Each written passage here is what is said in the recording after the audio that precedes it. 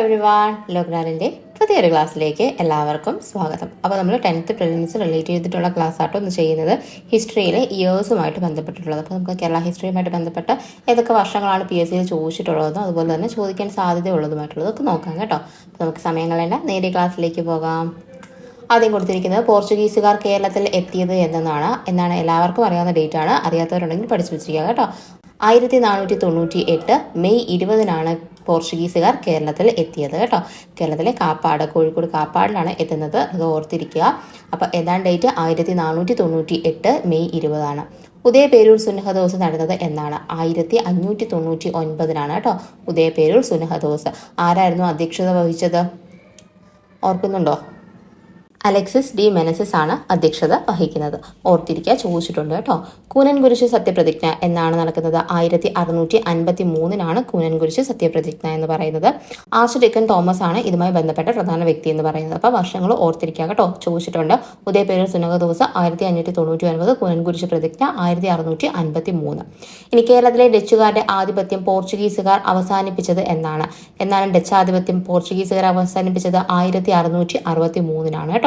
ഇനി അഞ്ചുതെങ്ങ് കലാപം നടന്നത് എന്നാണ്? 1697 അഞ്ചുതെങ്ങ് കലാപം നടക്കുന്നത്. അഞ്ചുതെങ്ങിൽ കോട്ട പണിയാനുള്ള അനുമതി ലഭിച്ചത് എന്നാണ്? അഥവാ അഞ്ചുതെങ്ങിൽ കോട്ട പണിഞ്ഞതെന്നാണ്? 1695 കോട്ട പണിയെടുപ്പിക്കുന്നത്.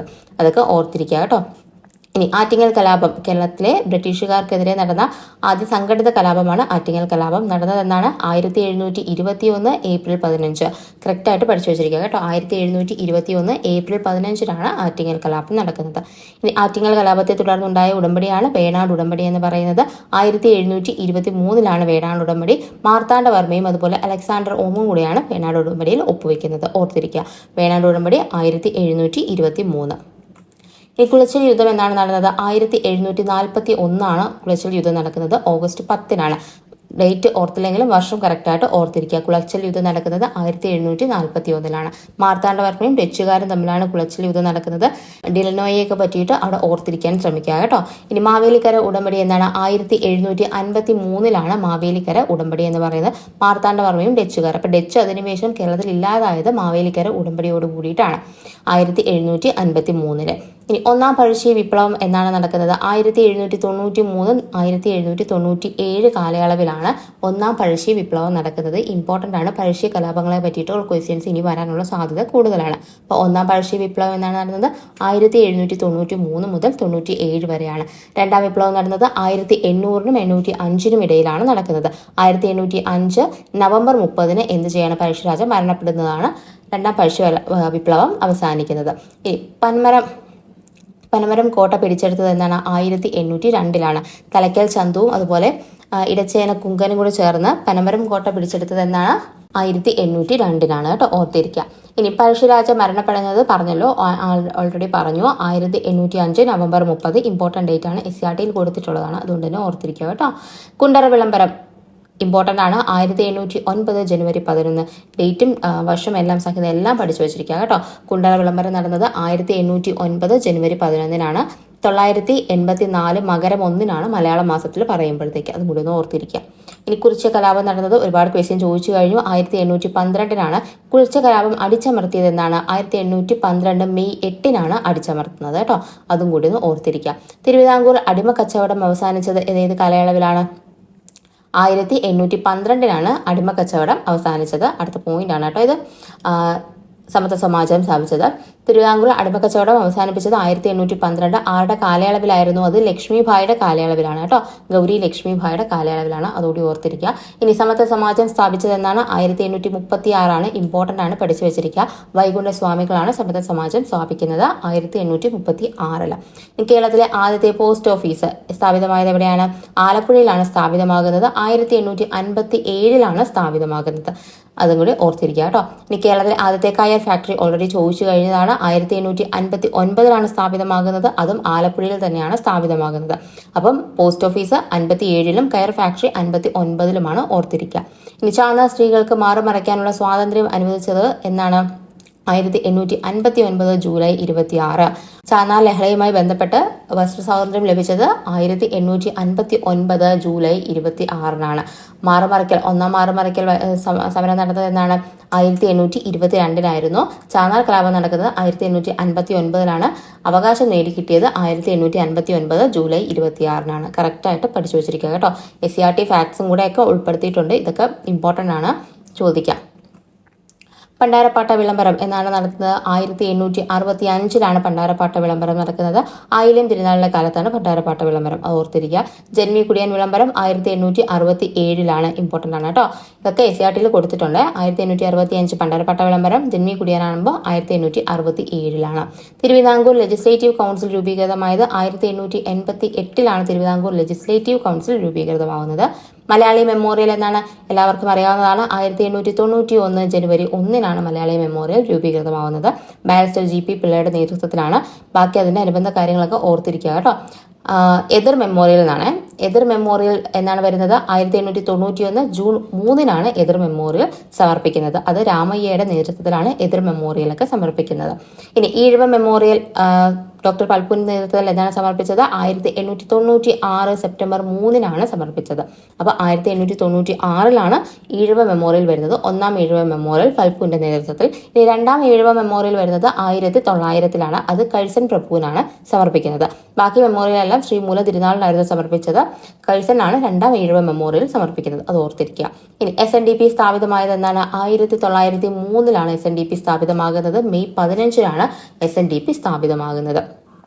കറക്റ്റായിട്ട് നിങ്ങൾക്ക് അറിയാവുന്ന ഡേറ്റുകളായിരിക്കും. എല്ലാം ഒന്ന് റിഫ്രഷ് ചെയ്ത് വെച്ചിരിക്കുക കേട്ടോ. ശ്രീമൂലം പ്രജാസഭ സ്ഥാപിതമാകുന്നത് 1904 ശ്രീമൂലം പ്രജാസഭ സ്ഥാപിതമാകുന്നത്.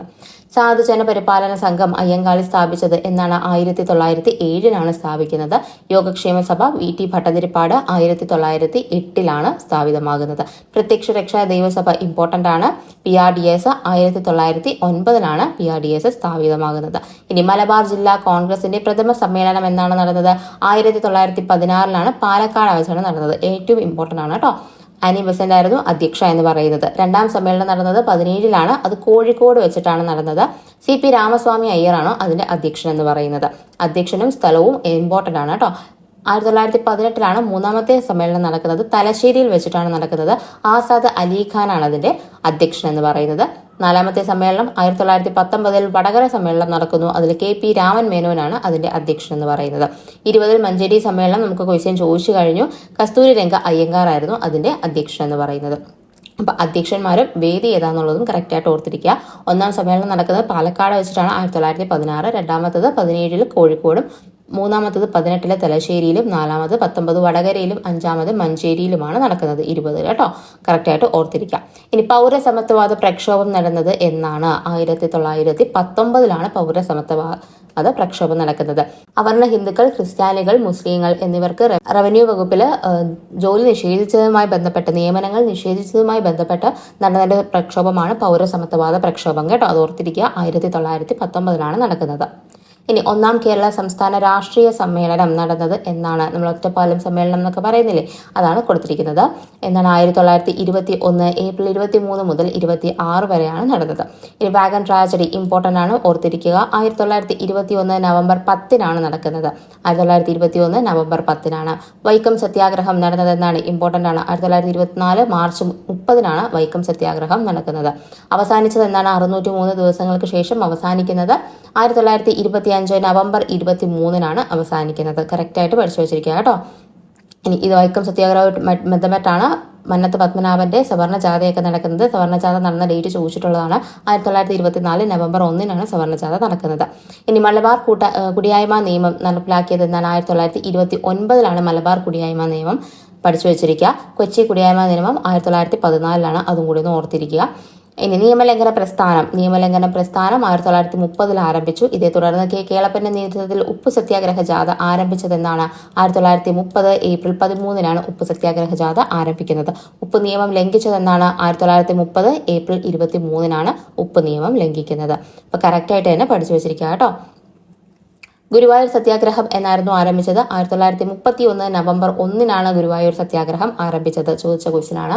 കേരളത്തിലെ ആദ്യത്തെ മഹിളാ സമ്മേളനം എന്നാണ് നടന്നത്? 1931 വടകര സമ്മേളനത്തിന്റെ ഭാഗമായിട്ടാണ് കേരളത്തിലെ ആദ്യത്തെ മഹിളാ സമ്മേളനം നടക്കുന്നത്.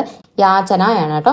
യാചന യാത്ര എന്നാണ് നടന്നത്? 1931 യാചന യാത്ര നടക്കുന്നത്. VT ഭട്ടതിരിപ്പാടിന്റെ നേതൃത്വത്തിലാണ് നടക്കുന്നത്. നിവർത്തന പ്രക്ഷോഭം ഇമ്പോർട്ടന്റ് ആണ്. 1932 നിവർത്തന പ്രക്ഷോഭം. നിയമസഭയിലും അതുപോലെ തന്നെ ഉദ്യോഗത്തിലും ഒക്കെ സംവരണം വേണമെന്നാവശ്യപ്പെട്ട് ക്രിസ്ത്യൻ മുസ്ലിം സമുദായക്കാർക്ക് നടത്തിയ പ്രക്ഷോഭമാണ് നിവർത്തന പ്രക്ഷോഭം എന്ന് പറയുന്നത്. 1932 നടക്കുന്നത് കേട്ടോ. ഇനി കേരള കോൺഗ്രസ് സോഷ്യലിസ്റ്റ് പാർട്ടി രൂപീകൃതമായതെന്നാണ്? 1934 മെയ് 2. ഡേറ്റ് ഓർത്തില്ലെങ്കിലും വർഷം ഓർത്തിരിക്കുക. 1934 കേരള കമ്മ്യൂണിസ്റ്റ് പാർട്ടി വന്നതെന്നാണ്? 1940 വരുന്നത് കേട്ടോ. ഇത് കോൺഗ്രസ് സോഷ്യലിസ്റ്റ് പാർട്ടിയാണ് 34 വരുന്നത്. ഇനി പട്ടിണി ജാഥ എന്നാണ് നടത്തിയത്? 1936 പട്ടിണി ജാഥ. AKGയുടെ നേതൃത്വത്തിലാണ് പട്ടിണി ജാഥ വരുന്നത്. ബാക്കിയുള്ള ഇതുപോലെ ജാഥകളുണ്ട്. അതൊക്കെ ഒന്ന് ജസ്റ്റ് ഒന്ന് ഓടിച്ചു നോക്കാനായിട്ട് ശ്രമിക്കാം. ഇനി ക്ഷേത്രപ്രവേശന വിളംബരം നടന്നതെന്നാണ്? 1936 നവംബർ 12 ക്ഷേത്രപ്രവേശന വിളംബരം. തിരുവിതാംകൂറിൽ ക്ഷേത്രപ്രവേശന വിളംബരം നടക്കുന്നത് 1936 നവംബർ 12 ഇനി തിരുവിതാംകൂർ പബ്ലിക് സർവീസ് കമ്മീഷൻ രൂപീകൃതമായതെന്നാണ്? 1936 തിരുവിതാംകൂർ പബ്ലിക് സർവീസ് കമ്മീഷൻ രൂപീകൃതമാകുന്നത്. അത് കേരള PSC ആയതെന്നാണ്? 1956 കേരള PSC ആകുന്നത്. വൈദ്യുതി പ്രക്ഷോഭം തൃശ്ശൂരിലെ വൈദ്യുതി വിതരണം സ്വകാര്യ കമ്പനിയെ ഏർപ്പെടുത്തിയതുമായി ബന്ധപ്പെട്ട് തുടങ്ങിയതാണ് വൈദ്യുതി പ്രക്ഷോഭം. 1936 വൈദ്യുതി പ്രക്ഷോഭം നടക്കുന്നത് കേട്ടോ. ഇനി തിരുവിതാംകൂർ സ്റ്റേറ്റ് കോൺഗ്രസ് രൂപീകൃതമായതെന്നാണ്? 1938 ഫെബ്രുവരി 23 രൂപീകൃതമാകുന്നത്.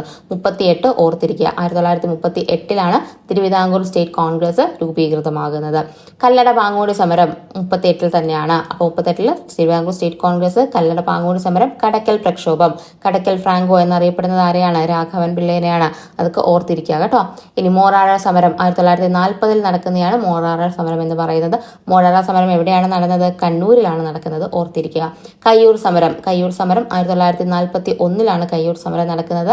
അതെവിടെയാണ് നടക്കുന്നത്? കാസർഗോഡിലാണ് കയ്യൂർ സമരം നടക്കുന്നത്. കൊച്ചി രാജ്യ പ്രജാമണ്ഡലം 1941 ജനുവരി 26. 41 ഓർത്തിരിക്കുക. കീഴരിയൂർ ബോംബ് കേസ് 1942 നടക്കുന്നത്. നമ്മുടെ ക്വിറ്റ് ഇന്ത്യ സമരവുമായി ബന്ധപ്പെട്ട് കേരളത്തിലുണ്ടായ പ്രക്ഷോഭമാണ് ഇത്, കീഴരിയൂർ ബോംബ് കേസ്. പുന്നപ്ര വയലാർ സമരം 1946 പുന്നപ്ര വയലാർ സമരം എന്ന് പറയുന്നത്.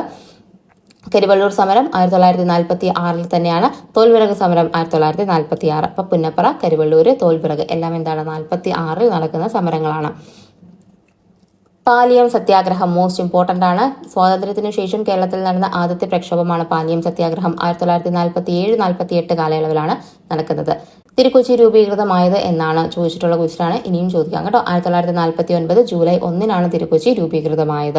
കേരള സംസ്ഥാനം നിലവിൽ വന്നതെന്നാണ്? 1956 നവംബർ 1 കേരളത്തിലെ ആദ്യത്തെ നിയമസഭാ തിരഞ്ഞെടുപ്പ് നടക്കുന്നത് എന്നാണ്? 1957 കേരളത്തിലെ ആദ്യത്തെ നിയമസഭാ തിരഞ്ഞെടുപ്പ് നടക്കുന്നത്. ഇനി ആദ്യത്തെ നിയമസഭ നിലവിൽ വന്നതെന്നാണ്? 1957 ഏപ്രിൽ 1 മന്ത്രിസഭ നിലവിൽ വരുന്നത് ഏപ്രിൽ 5 അതും കൂടെ ഓർത്തിരിക്കുക കേട്ടോ. വിമോചന സമരം നടന്നതെന്നാണ്? 1959 വിമോചന സമരം നടക്കുന്നത്. ഇത്രയും കാര്യങ്ങൾ ഓർത്തിരിക്കുക കേട്ടോ.